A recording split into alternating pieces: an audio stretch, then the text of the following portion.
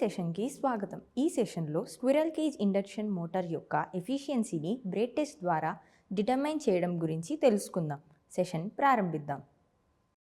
ఈ సెషన్ యొక్క లక్ష్యాలను ఇప్పుడు పరిశీలిద్దాం. ఈ సెషన్ ముగింపులో మీరు వీటిని చేయగలరు.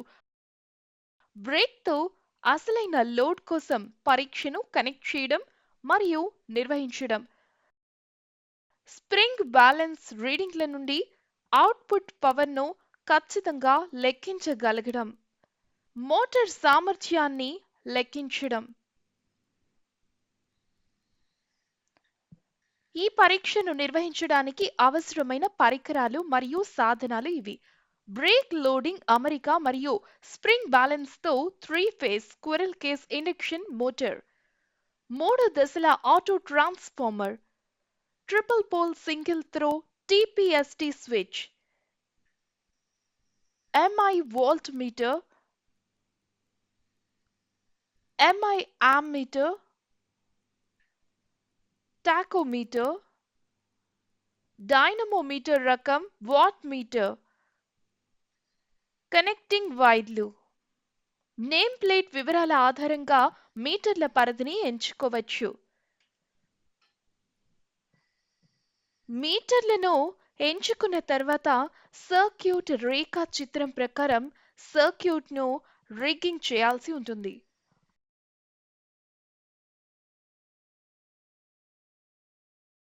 మూడు దశల ఏసీ సరఫరా నుండి వైర్లు ప్రతి దశ నుండి TPST స్విచ్ యొక్క ఇన్పుట్ వైపుకు కనెక్ట్ చేయబడతాయి. TPST స్విచ్ యొక్క అవుట్పుట్ 3 దశల ఆటో ట్రాన్స్ఫార్మర్ కు కనెక్ట్ చేయబడింది. A మరియు B దశల మధ్య లైన్ వోల్టేజ్ ను కొలవడానికి వోల్ట్ మీటర్ అనుసంధానించబడి ఉంటుంది మరియు B ఫేజ్ కరెంట్ ని కొలవడానికి అమ్మీటర్ కనెక్ట్ చేయబడి ఉంటుంది. 3 దశల శక్తిని కొలవడానికి సర్క్యూట్లో 2 వాట్ మీటర్లు ఉపయోగించబడతాయి. ML గా గుర్తించబడిన కరెంట్ కాయిల్ దిశతో సిరీస్లో అనుసంధానించబడి ఉంది మరియు సంభావ్య కాయిల్ CV దశ మధ్య అనుసంధానించబడి ఉంటుంది. టెర్మినల్స్ M మరియు C షార్ట్ సర్క్యూట్ చేయబడ్డాయి. మోటార్ యొక్క స్టేటర్ ఫేస్ వైండింగ్లు సర్క్యూట్ రేఖాచిత్రం ప్రకారం వాట్ మీటర్లు మరియు అమ్మీటర్ల ద్వారా ఆటో ట్రాన్స్ఫార్మర్ యొక్క అవుట్పుట్ కు అనుసంధానించబడి ఉంటాయి.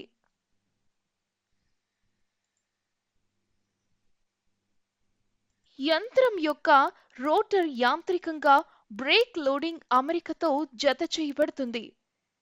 హ్యాండిల్ వీల్స్ ను బిగించడం ద్వారా మోటార్లో లోడింగ్ ను పెంచవచ్చు.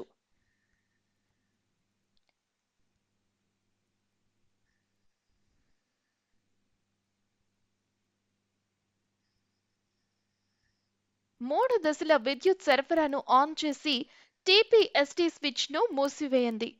ఆటో ట్రాన్స్ఫార్మర్ యొక్క నాబ్ ను వోల్ట్ మీటర్ రీడింగ్ ను గమనిస్తూ కుడివైపుకు నెమ్మదిగా తిప్పండి. అది మోటార్ యొక్క రేట్ వోల్టేజ్ కు చేరుకునే వరకు మోటార్ నెమ్మదిగా వేగాన్ని అందుకోవడం ప్రారంభిస్తుంది మరియు దాని రేట్ వేగాన్ని చేరుకుంటుంది. Ammeter, volt meter, watt meter, spring balance మరియు టాకోమీటర్ రీడింగ్ మరియు టేబుల్లో రాసేటప్పుడు సాధనాల పరిధి ఆధారంగా రీడింగ్లను రికార్డ్ చేసేటప్పుడు తగిన గుణాకార కారకాన్ని పరిగణించాలి.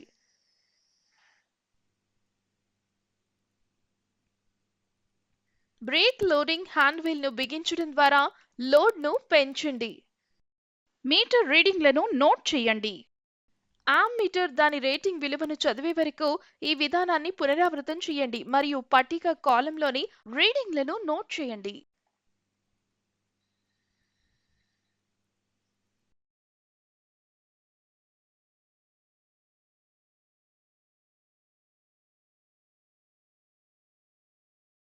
ఇప్పుడు ప్రయోగం పూర్తయింది. లోడ్ చేయడాన్ని నో లోడ్ కండిషన్ కు తగ్గిద్దాం. ఆటో ట్రాన్స్ఫార్మర్ ను 0కు చేరుకునే వరకు యాంటీ క్లాక్ వైజ్ లో తిప్పడం ద్వారా వర్తించే వోల్టేజ్ ను తగ్గించండి. 3 దశల సరఫరాను స్విచ్ ఆఫ్ చేయండి మరియు రీడింగ్లను గమనించండి.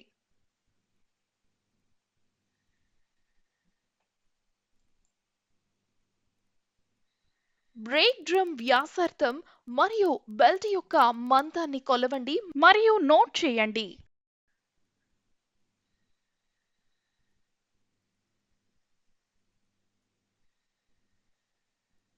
ప్రయోగం మరియు పట్టిక నుండి కొలచిన డేటాను ఉపయోగించి వేర్వేరు లోడ్ల కోసం ఇప్పుడు విభిన్న పనితీరు పారామితులను లెక్కించవచ్చు. ఈ సమీకరణాన్ని ఉపయోగించి టార్క్ లెక్కించబడుతుంది. T in Newton meter is equal to 9.81 into S1 minus S2 into R plus T. ఇక్కడ S1 మరియు S2 కేజ్లో స్ప్రింగ్ బ్యాలెన్స్ రీడింగ్లు. R అనేది Mలో బ్రేక్ డ్రమ్ యొక్క వ్యాసం మరియు T అనేది Mలో బెల్ట్ యొక్క మందం.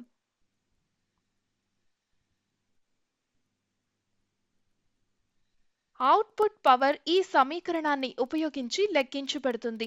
P out W is equal to 2 pi NT 60తో భాగించబడుతుంది.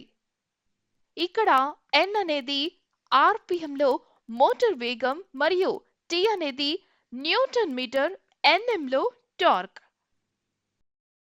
P in watt is equal to W1 plus W2.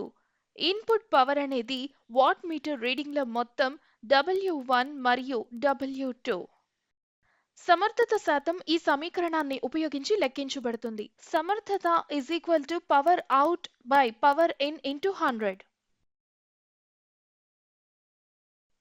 ఇప్పుడు పవర్ అవుట్పుట్కు వ్యతిరేకంగా సామర్థ్యాన్ని పన్నాగం చేయవచ్చు. లోడ్ పెరిగే కొద్దీ సామర్థ్యం పెరుగుతుందని మరియు తద్వారా విద్యుత్ ఉత్పత్తి పెరుగుతుందని గమనించవచ్చు.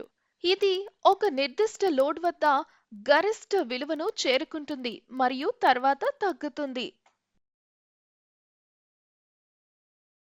మనం ఏం నేర్చుకున్నామో రీక్యాప్లో చూద్దాం. బ్రేక్తో అసలైన లోడ్ కోసం పరీక్షను కనెక్ట్ చేయడం మరియు నిర్వహించడం.